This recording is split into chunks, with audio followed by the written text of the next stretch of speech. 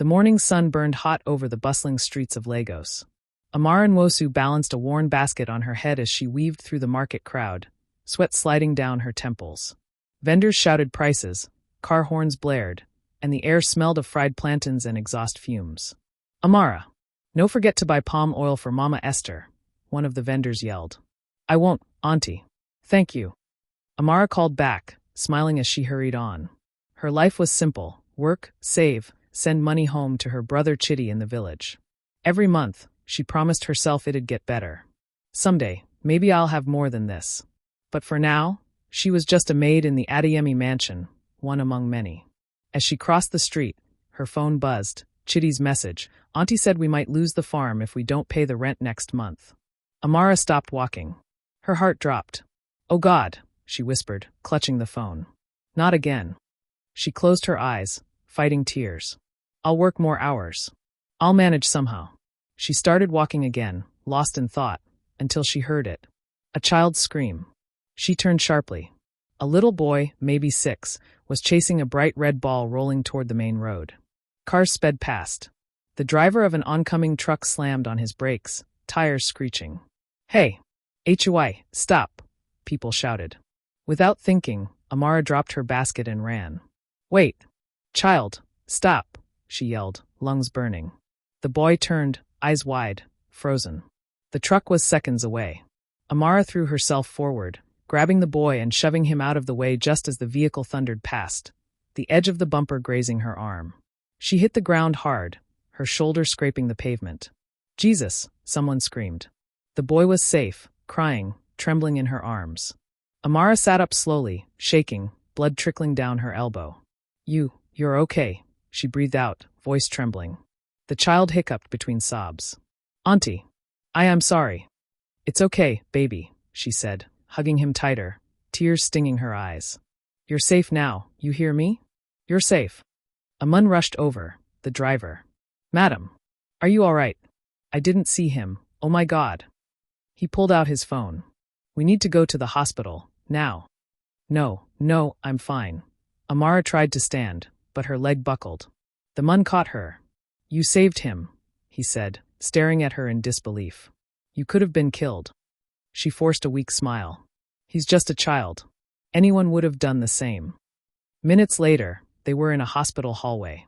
Nurses checked the boy, minor bruises only. Amara refused treatment beyond a quick bandage. When no one was looking, she slipped away quietly. Outside, she limped toward the bus stop, wind brushing her face. That boy, those eyes, she thought, clutching her chest. I've never seen fear like that. Somewhere deep inside, she felt something stir, a strange pull, like fate whispering her name. And by tomorrow, she would learn that the boy she'd saved was no stranger. He was her boss's son. Amara woke up before dawn, but sleep had never really come. Every time she closed her eyes, she saw that little boy's terrified face, his tiny hands gripping her shirt, his shaky whisper. "Auntie, I'm sorry." She pressed her palm to her chest, whispering, "God, please, keep that child safe." By the time she reached the Adeyemi mansion, her body was sore from the fall, but she didn't care. The moment she stepped into the kitchen, Mama Esther noticed the bandage on her arm. "Amara, what'd happened to your hand?" "Oh, nothing, Mama. Just small cut from the market yesterday." You look pale. You sure you're okay?" Amara forced a smile. "I'm fine." But she wasn't. Her mind kept drifting back to the boy, his wide eyes, his frightened sobs. Around mid-morning, the house suddenly exploded with noise. "Everybody, hurry," the head maid shouted. "Madam's son just got discharged. They're on their way home." Amara froze, spoon halfway to her mouth. Wait, her son.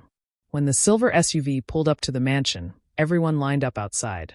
Mrs. Abike Adeyemi stepped out first, elegant, sharp, her perfume strong enough to sting. Behind her, a small figure climbed out slowly, holding a teddy bear. Amara's heart nearly stopped. "It's him." The boy looked up, and his eyes widened. "Auntie, it's you," he screamed, running toward her. "What?" Mrs. Abike gasped. "Tund, come back here." But the child didn't listen. He threw his arms around Amara's waist, burying his face against her. You saved me." The entire household turned. Shock rippled through the maids. Amara's lips trembled. Tund, you remember me? Of course I do, the boy cried. You pulled me away from the big truck. You got hurt. Mrs. Abike marched over, her heels clicking like gunfire. What nonsense is this? Are you saying this maid was the one who? Ma'am, the driver interrupted nervously. She's the one. She saved him yesterday. I was there. Silence. Even the guards stared. Abike's jaw tightened, but before she could speak, another voice came from the doorway, deep, calm, commanding. What's going on here? Toby Adeyemi stepped out, tall, clean-cut in a gray shirt, his presence filling the space. He looked from the boy to Amara, then back again. She saved my brother, Tund said proudly. She's my hero. For a second, Toby's eyes softened. Then he turned to Amara. You were the one. Amara's voice trembled. Yes, sir. I didn't even know he was part of your family. He stepped closer, his tone lowering. You could have died doing that. I just did what anyone would have done, she stammered, clutching her apron. No, Toby said firmly. Not everyone would have. Mrs. Abike huffed. Toby, don't exaggerate. He cut her off sharply. Mother, please. His gaze locked on Amara again. You're hurt. You need proper care. From now on, you'll be under my supervision. Amara blinked, stunned. Sir. That's not necessary. It is, he said, voice steady. Consider it my family's debt. And as their eyes met, Amara's heart raced wildly. Somewhere deep inside, she knew, fate wasn't done with them yet. The Adeyemi mansion buzzed differently now. Ever since that day in the driveway, the atmosphere felt charged, like something unseen had shifted. Amara woke up before everyone else, as usual. She tidied the dining room, polished the silver, and started breakfast. The smell of sizzling eggs and fresh bread filled the air.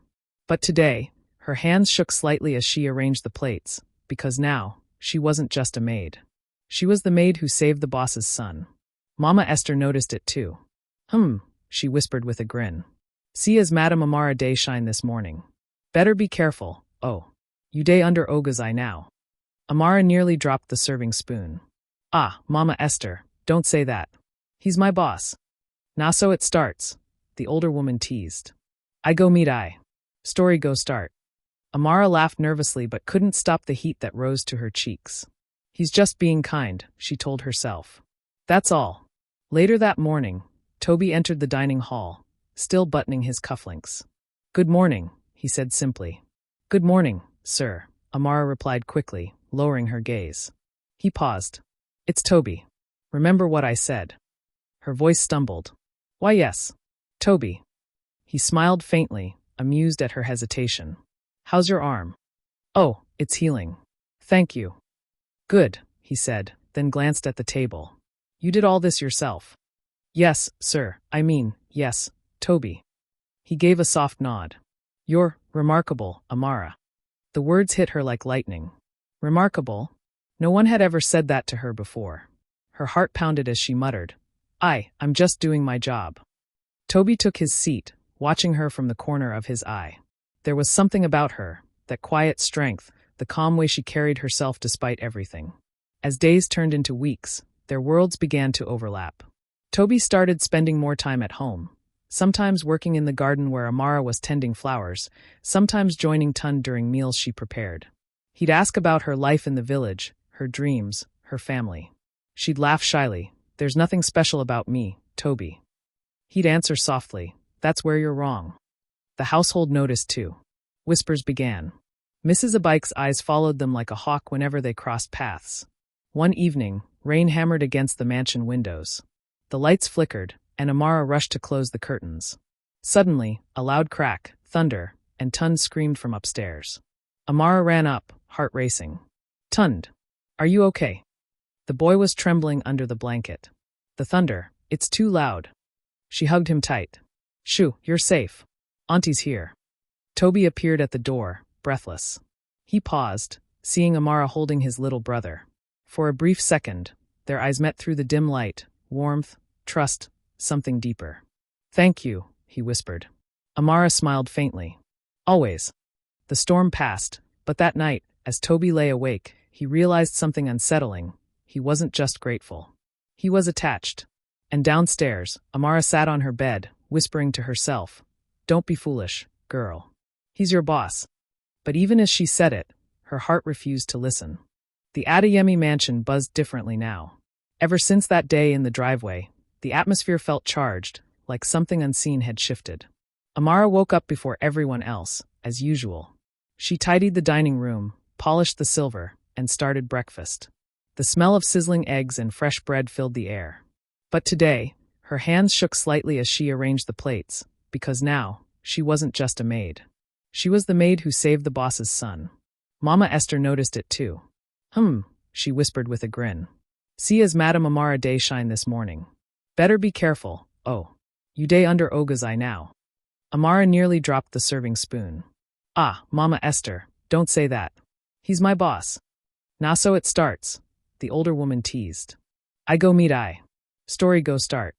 Amara laughed nervously but couldn't stop the heat that rose to her cheeks. "He's just being kind," she told herself. That's all. Later that morning, Toby entered the dining hall, still buttoning his cufflinks. "Good morning," he said simply. "Good morning, sir," Amara replied quickly, lowering her gaze. He paused. "It's Toby. Remember what I said?" Her voice stumbled. "Why yes. Toby." He smiled faintly, amused at her hesitation. "How's your arm?" "Oh, it's healing. Thank you." "Good," he said, then glanced at the table. "You did all this yourself?" "Yes, sir, yes, Toby." He gave a soft nod. "You're remarkable, Amara." The words hit her like lightning. Remarkable? No one had ever said that to her before. Her heart pounded as she muttered, I'm just doing my job." Toby took his seat, watching her from the corner of his eye. There was something about her, that quiet strength, the calm way she carried herself despite everything. As days turned into weeks, their worlds began to overlap. Toby started spending more time at home, sometimes working in the garden where Amara was tending flowers, sometimes joining Tun during meals she prepared. He'd ask about her life in the village, her dreams, her family. She'd laugh shyly, "There's nothing special about me, Toby." He'd answer softly, "That's where you're wrong." The household noticed too. Whispers began. Mrs. Abike's eyes followed them like a hawk whenever they crossed paths. One evening, rain hammered against the mansion windows. The lights flickered, and Amara rushed to close the curtains. Suddenly, a loud crack, thunder, and Tun screamed from upstairs. Amara ran up, heart racing. "Tund, are you okay?" The boy was trembling under the blanket. "The thunder, it's too loud." She hugged him tight. "Shoo, you're safe. Auntie's here." Toby appeared at the door, breathless. He paused, seeing Amara holding his little brother. For a brief second, their eyes met through the dim light, warmth, trust, something deeper. "Thank you," he whispered. Amara smiled faintly. "Always." The storm passed, but that night, as Toby lay awake, he realized something unsettling. He wasn't just grateful. He was attached. And downstairs, Amara sat on her bed, whispering to herself, "Don't be foolish, girl. He's your boss." But even as she said it, her heart refused to listen. The tension in Ethan Thompson's office was thick enough to choke on. Outside, the city lights blinked through the floor-to-ceiling windows, but inside, the air burned with anger. Rebecca stood near his desk, arms folded, voice rising. "You've lost your mind, Ethan. She's a maid. Do you hear yourself?" Ethan slammed his hands against the table, making the glass rattle. "Enough, Rebecca. Don't talk about her like that." Rebecca's eyes widened in disbelief. Don't. Ethan, I am trying to save your reputation. You're the CEO of Thompson Holdings, not some lovesick fool chasing the help." His jaw flexed. "You're talking about a woman who risked her life to save my son. That's not the help, Rebecca. That's courage." "Oh, please," she snapped, throwing her hands up. She jumped in front of a car and suddenly she's a hero? Or maybe that's the act she's using to climb her way into your bed. "Watch your mouth," he barked, voice thundering. "You don't get to talk about her like that again. Ever." Rebecca froze, breath catching at the sheer force in his voice. "Ethan, you're serious, aren't you?" she whispered. He took a slow breath, meeting her eyes. "Yes. I'm dead serious. You've treated her like dirt since she came here. She's done nothing wrong. He pointed at her, trembling with restraint. "You're the one who crossed the line." Rebecca's expression hardened, voice trembling with fury. "You're throwing us away, After everything? After all these years? Ethan's tone softened for a brief second. We've been done for a long time, Rebecca. I just refuse to admit it. She let out a sharp, broken laugh. Unbelievable. You'd ruin your family name for some housemaid with pretty eyes and a sob story. Ethan's voice was low, steady. I'd rather lose my name than lose my soul. That silence hit like thunder. Rebecca blinked, stunned. Then, her face twisted into venom. Fine. You want to defend her? You'll regret it. Is that a threat? Call it what you want, she hissed. But when your board hears about this, when your father's investors start pulling out, don't come crying to me.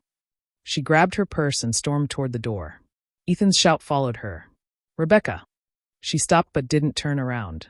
You're making the biggest mistake of your life. Maybe, he said, voice quiet but firm. But it's my choice. The door slammed behind her, echoing through the hall. Moments later, Elena appeared hesitantly in the doorway. Sir. I heard shouting. Is everything okay? Ethan turned toward her, eyes softening at once. Yeah, he said, running a hand through his hair. It's done. She stepped in slowly. I didn't mean to cause any. Stop, he interrupted gently. You didn't cause anything, Elena. You're the only one who's been honest here. Her lips trembled. Mr. Thompson. Ethan, he corrected softly, taking a step closer. For a moment, neither spoke. Just the sound of their hearts filling the silence. Outside, thunder rolled in the distance, a storm breaking, but inside, something new was just beginning to breathe. The next morning came heavy and gray. Ethan barely slept. The argument with Rebecca still echoed in his head, but the quiet after it, Elena's soft eyes, her trembling voice, kept haunting him even more. He had just taken his first sip of coffee when his phone buzzed sharply on the counter. One look at the screen, and his gut twisted. Dad. He sighed, rubbing his temple before answering. Morning, Dad. Morning. It's nearly noon, came the deep, commanding voice of Richard Thompson, patriarch of the Thompson Empire. I'm outside your house. We need to talk. Ethan's heart dropped. Outside. Wait, Dad, hold on. Too late. A firm knock thundered through the front door. Elena, startled, quickly wiped her hands and went to open it. The tall, silver-haired man standing there looked every bit the legend people whispered about. Sharp suit, cold eyes, and presence heavy as stone.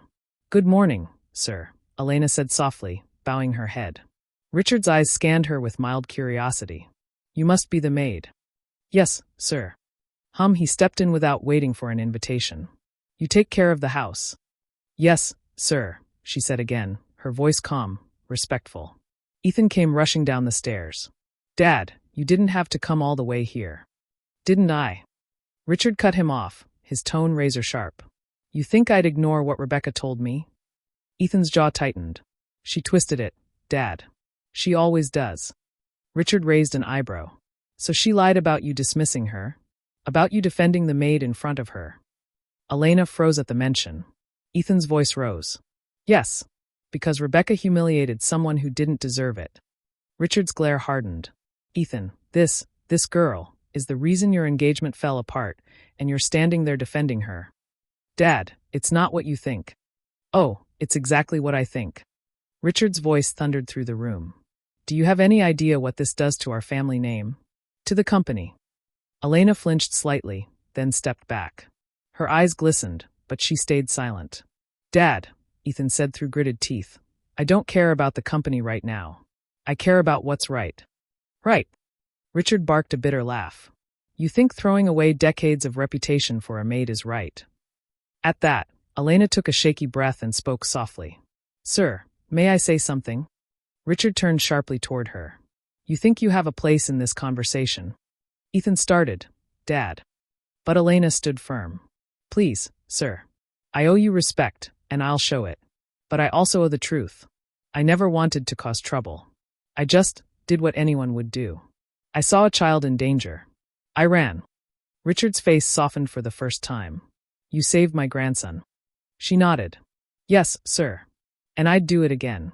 Because no one, no matter how rich or poor, should ever lose their child.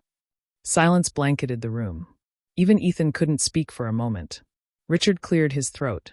You speak like your mother, he said suddenly, eyes distant. She believed in doing right no matter the cost. Elena blinked, unsure how to respond. Then, to Ethan's surprise, Richard's tone shifted. I see now why you defended her. She's different. Dad. Richard turned to him, lowering his voice. You still have a storm coming, son. Rebecca won't go quietly. And she's not the only one. The board will question your judgment. But, he paused, then looked at Elena. If this woman truly has the heart you think she does, maybe she's worth standing up for. Ethan's chest loosened for the first time that day. Thank you, Dad.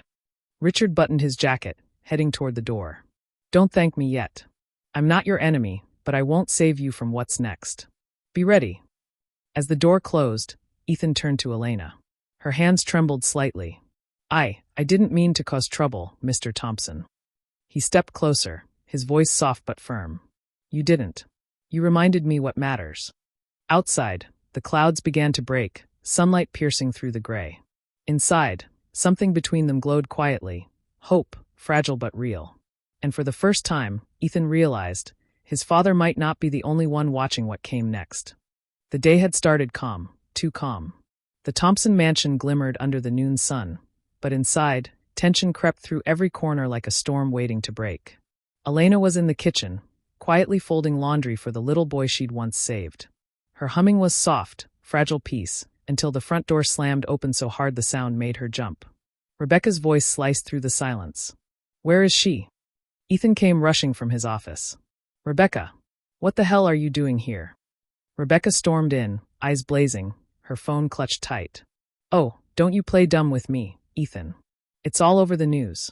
You and your little maid, she spat the word like poison, caught having lunch together at that cafe downtown. Do you know what people are saying about you? Ethan's face darkened. You had someone follow me? I didn't need to, she shouted back. The paparazzi did it for me. And now your board members are calling me, to ask if you've lost your damn mind. Elena stood frozen by the kitchen doorway, heart hammering. Rebecca turned, spotting her. There she is, she screamed, pointing. The little homewrecker who turned a CEO into a laughingstock. Elena's breath caught. Ma'am, please, Shut up. Rebecca's voice cracked like thunder.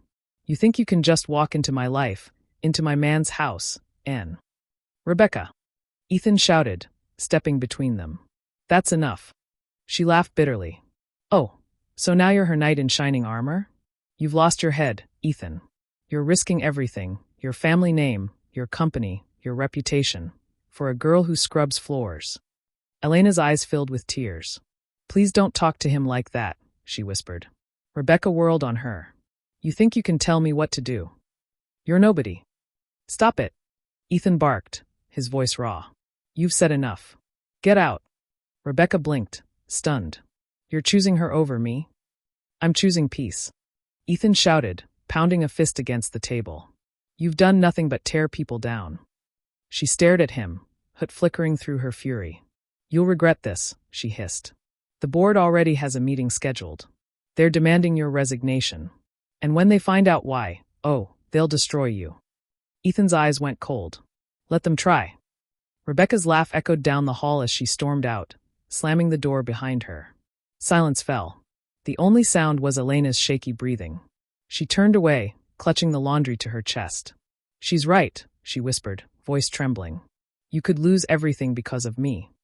Ethan stepped closer. Don't you dare say that. But it's true, she cried, her voice breaking.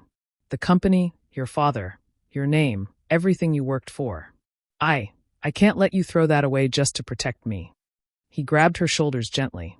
Elena, listen to me. You didn't ruin anything.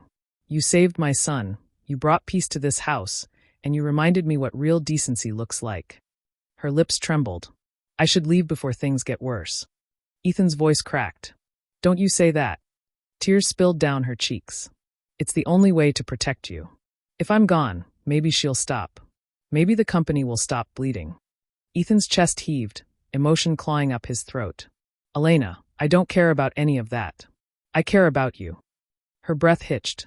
You don't mean that. I do, he shouted, slamming his fist against the wall. I mean every damn word. For a moment, the world stood still. Just the sound of their hearts, breaking in sync. Finally, she whispered, Then promise me you'll survive this. Even if I'm not here. Ethan's eyes glistened, his voice trembling. Elena, please don't go. She touched his face softly, tears falling onto his hand. Sometimes love means letting go, Ethan. And before he could stop her, she turned and walked away, leaving him standing there, fists clenched, heart shattered, as the sound of the door closing echoed like thunder across his world. The boardroom at Thompson Enterprises was packed, every seat filled, every gaze sharp. Cameras from the press flickered like fireflies across polished marble floors. Ethan stood at the head of the table, his jaw tight, his heartbeat pounding like a war drum. Rebecca sat opposite him, calm, smug, her red lips curved into a victorious smile. Beside her, the board members whispered in low tones. At the far end, Mr. Thompson, Ethan's father, watched in silence, face stern as stone. The air was thick with tension. Rebecca leaned back in her chair, voice dripping with mock sympathy. Ethan, darling, it doesn't have to end like this. Step down quietly, and maybe, you'll still have some dignity left. Ethan's hands clenched on the table. Dignity. His voice cracked, loud enough to silence the room. You think dignity is about keeping a title? About bowing to people who destroy others just to look powerful? Watch your tone, she snapped. You're about to lose everything, your position, your company, your name. Ethan straightened, his voice steady but burning. Then let me lose it with truth on my side. Gasps rippled through the room. Rebecca blinked. What are you? He turned toward the doors just as they opened. And there she was. Elena. Her hands were trembling, but her eyes, those deep, brown eyes, were steady. She looked out of place in her simple gray dress amid the suits and silk, but somehow, she outshone them all. Rebecca's mouth twisted. Oh, this is rich. You brought her here. To your final humiliation. Mr. Thompson's voice thundered. Ethan, what is the meaning of this? Ethan looked at his father, then at everyone watching. You all deserve to know the truth, he said, his voice raw, powerful.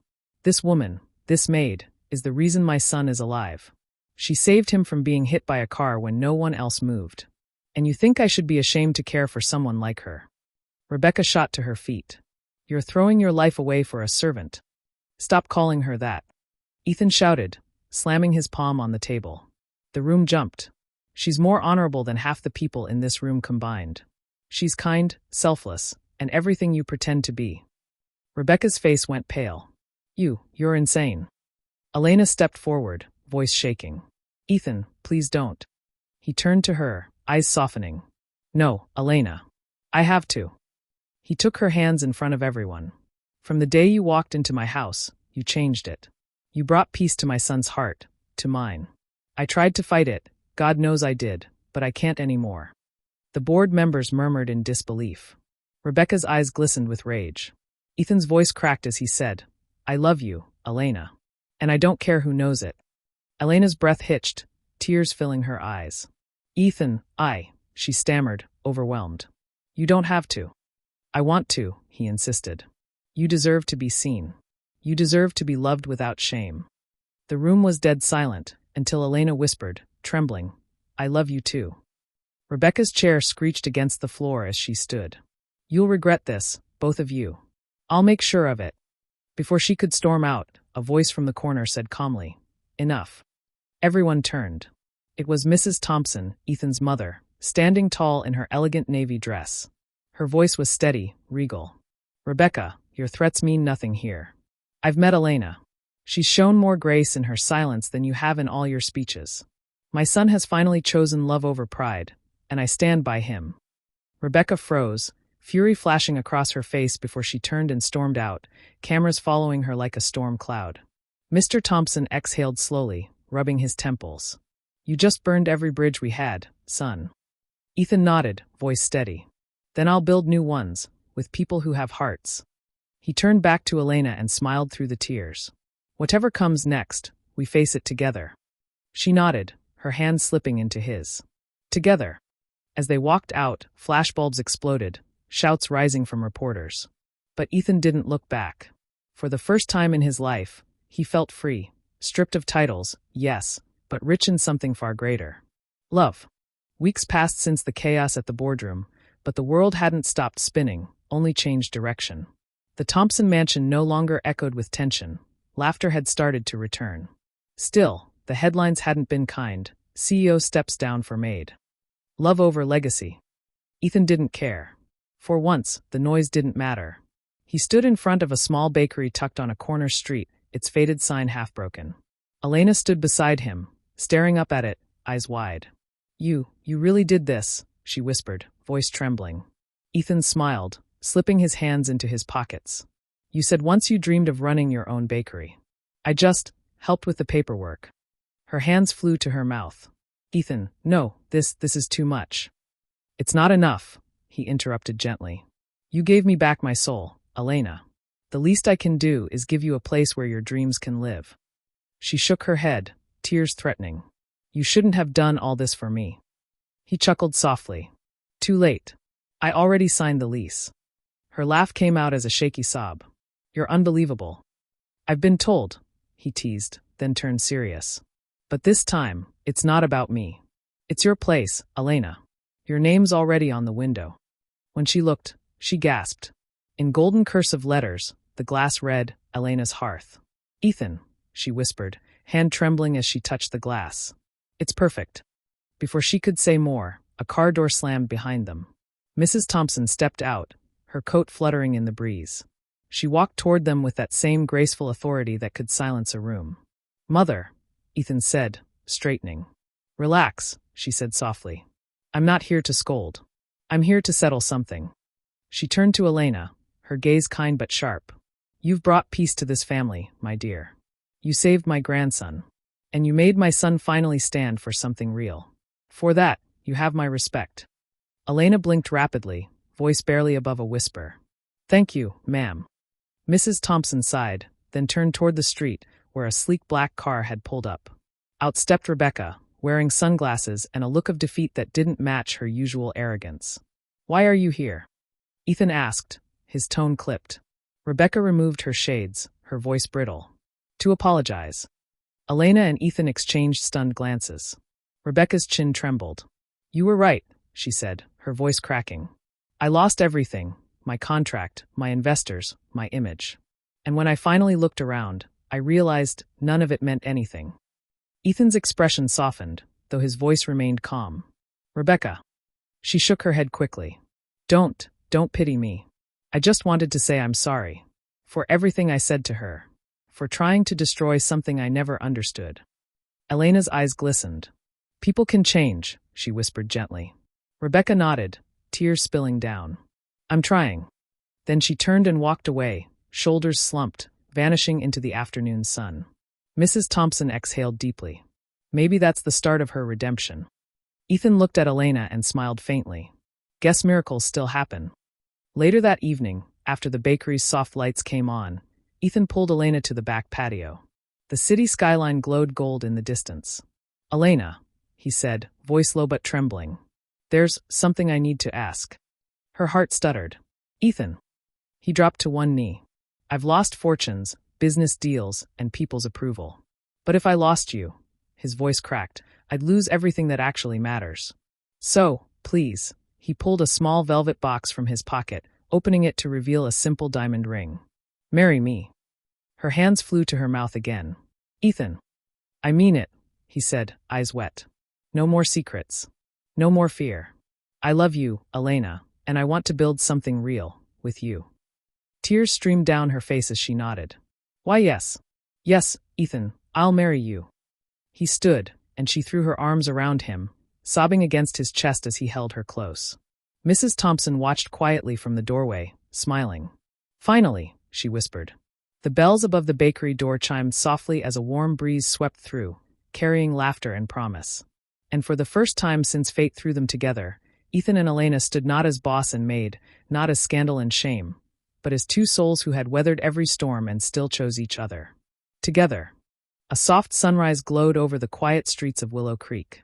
The air smelled like warm bread and roasted coffee, the scent spilling from Elena's Hearth Bakery, now the most popular cafe in town. Inside, Elena stood behind the counter, flour on her cheek, rolling dough while laughing at a toddler chasing a croissant across the floor. Liam. Hey, young mun, come back here. Ethan called, his voice half stern, half amused.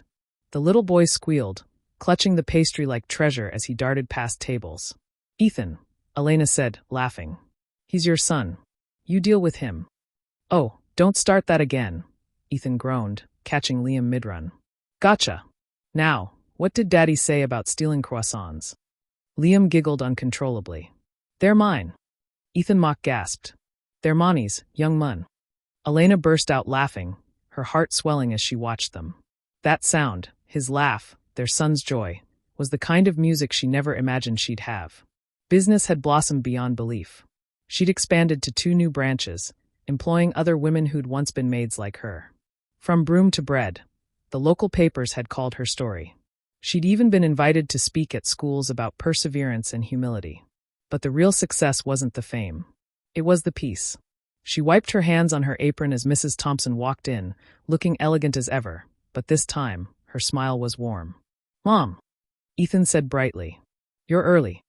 Mrs. Thompson waved him off. "When there's coffee and my grandsons giggle, I can be early." Elena approached her, handing over a cup. "Good morning, Mrs. Thompson."